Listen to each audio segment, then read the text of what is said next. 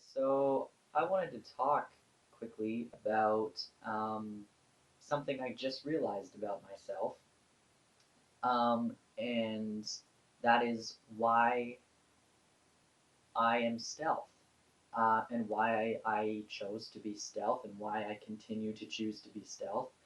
Um, so basically, the place I volunteer at, most of the people there do not know about me.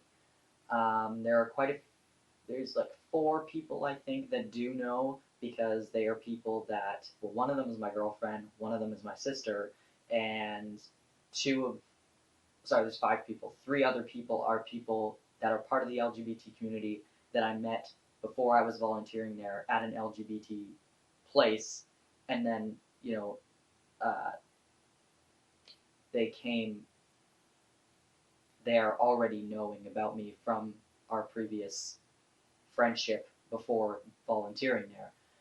But I have not come out to anybody there. Um, and I've known some of those people since I was 15. Uh, anyway, so I had surgery recently. I had a hysterectomy, and we have some events coming up that require lifting. I'm not allowed to lift anything for a few more weeks. And so therefore, I had to let um, some people know, like, hey, I'm not able to lift anything. I'm also the co-chair of this council, so when I had to miss a few weeks in order to recover from surgery, I had to let everybody know, hey, I'm missing a couple weeks, um, you know, uh, for medical reasons. And then when I came back, I was hunched over like a grandpa, and people were wondering what was up, and I just said, oh, I had surgery last week, um, and there most people are like, oh, okay, whatever. But there was one person in particular who was very. She's a friend of mine. I've known her now for over a year. Um, she's like 4 years younger than me or something. I think she's like 50. She just turned 16, I think. Um, and she got persistent about like what surgery I had. Um, and it started off joking, and then it became like as I kept saying like I'm not. That's not something I'm going to tell you. She became more and more curious and kept persisting and was still persisting the next week that we met to volunteer. And she made a comment. I didn't know we had this mutual friend, but apparently we have a mutual friend who definitely does know about me because I met him in an LGBT situation. I've known him since um, before I came out to my family. He was at like the very first youth group meeting I went to when I was 15 years old. So I've known him a long time, and he definitely knows about me, and he definitely knows what surgery I had. And I had no idea that she knew him, and she mentioned his name and said that like he said he knew what surgery you had, and I got really scared. Um, I freaked out for a second, and because I had no idea she knew him, and I knew he definitely knew about me, and I didn't know if I'd ever made it clear that I live stealth, um, and I have no way to contact him. So, because I don't have any social media, I don't have a cell phone. I'm just that person. I have an email. That's it. Um, so yeah, the last time I ran into him was at an LGBT conference a couple months ago, and but so I was starting to get really frantic about trying to contact him to say like do like she's because she said I'm gonna ask him, and he said he knew what surgery he had, so I can just ask him. And I was panicking because I know hopefully he won't out me. I think he's smarter than that. Um, but you just don't know with people sometimes because people will surprise you. I've been outed so many times that it just doesn't surprise me anymore. The people that you think that just get it don't actually get it. Um, so I've taken to explicitly saying to people, do not tell anybody. Um, but I can't remember if I've ever said that to him. So yeah.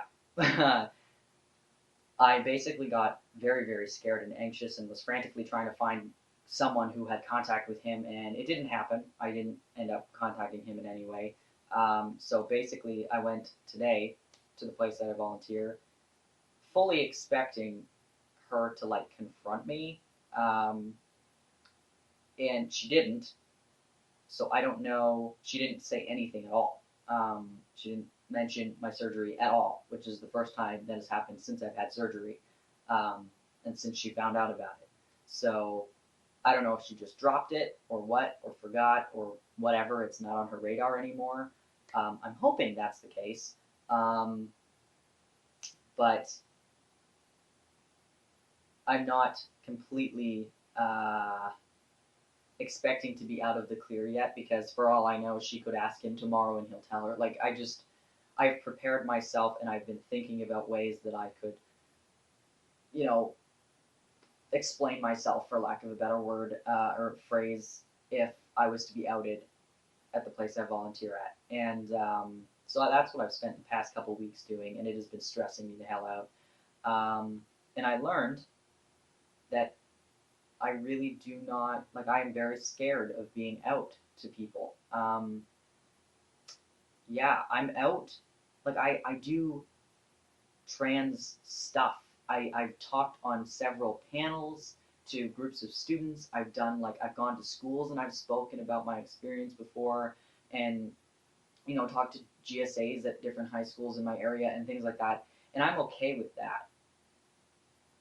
But when it comes to just my everyday life, I don't like people knowing. I just want to live and be me. And I realize that the reason I don't want people knowing is because I don't like people nitpicking at me.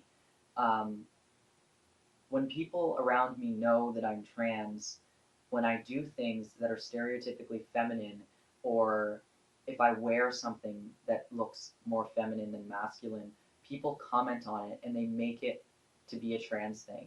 And it's not a trans thing. It's maybe I want to wear pink shorts today. And it has nothing to do with the fact that you think I used to be a girl. Like, it just, people don't get it.